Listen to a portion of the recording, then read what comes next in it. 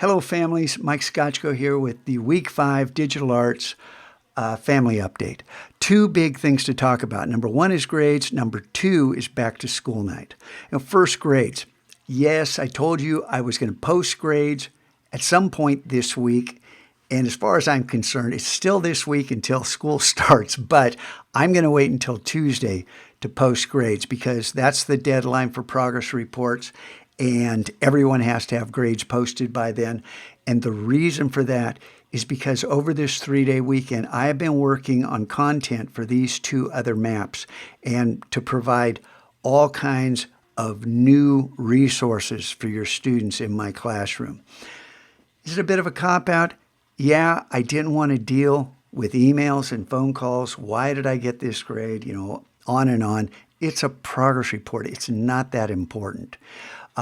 But it does give you an indication. An A is, you're on the right track. A B is you got to make some improvements. A C pretty much is a message that something's amiss. You need to take care of business. And there's no problem. It doesn't mean your student can't have an A in the next progress report. I just want everyone to understand that.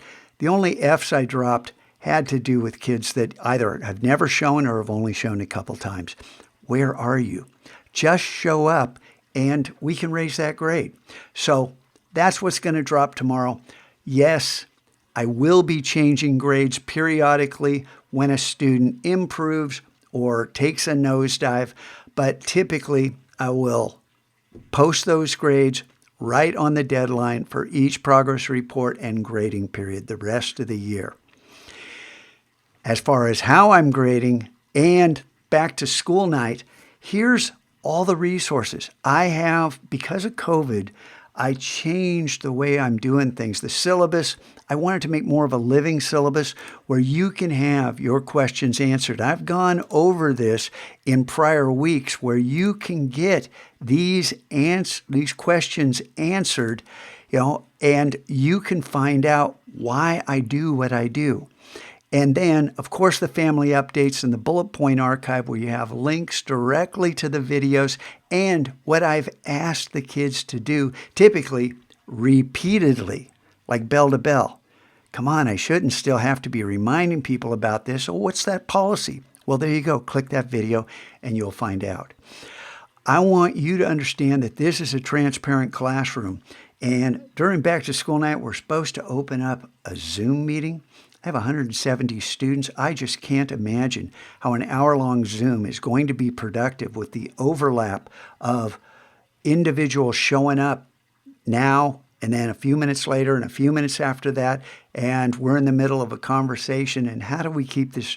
That to me does not seem like an effective use of time.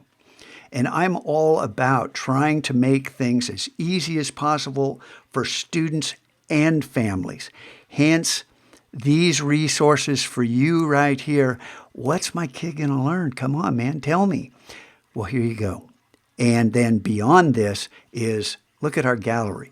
We push things into the pro zone. I did this for a living for 20 years before I became a teacher. I can help students succeed, or I can help students just begin to understand color theory, typography, composition, all the rest of the cool stuff that we're learning. This is probably too long for this week, so I apologize for that, but there was a lot to cover, and I just want you to know, if you're thinking about back to school night and you wish you could show up in person, I wish that too.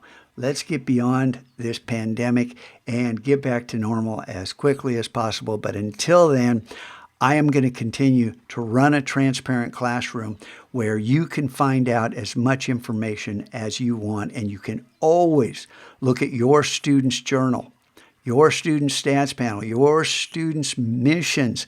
What color are things? I want you to understand that their work is all online. It is all represented in what they've done on the missions, what they put on the journal, and all the data that's tucked away in their status panel.